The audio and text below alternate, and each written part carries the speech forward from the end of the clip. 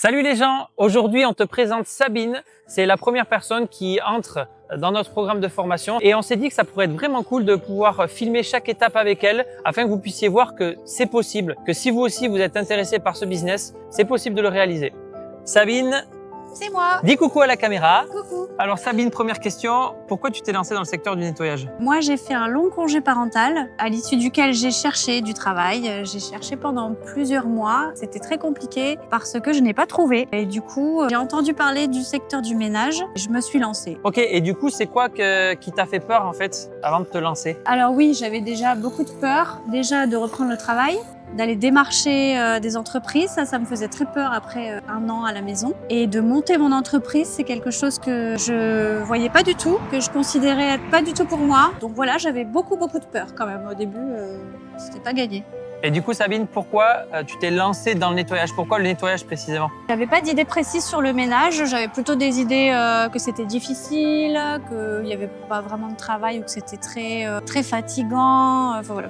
Pas mal de choses négatives et en discutant avec vous, j'ai réalisé que ça cochait beaucoup de mes critères en fait. Ok, et c'est quoi ces critères? En fait, le fait de faire son emploi du temps, c'est vrai que ça me correspond bien. Déjà, j'ai une vie de famille et puis j'aime bien gérer mes projets. Donc là, il y a une grande flexibilité, je trouve. On choisit ses clients.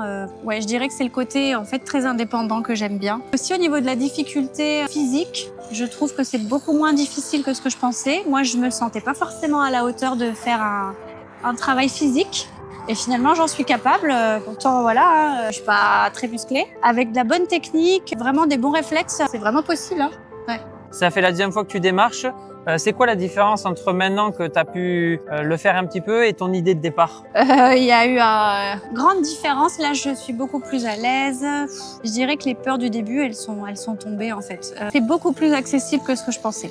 N'étant pas du tout du milieu et vraiment ayant pas travaillé pendant un an, c'est pas évident. Et en fait, c'est revenu très vite l'envie d'aller démarcher, l'envie de rencontrer des gens et de trouver sa voie. Mes peurs sont vraiment tombées. Qu'est-ce que tu dirais si tu devais dire un petit mot à tous ceux qui hésitent encore à se lancer dans ce business? Franchement, rien à perdre. C'est que du positif.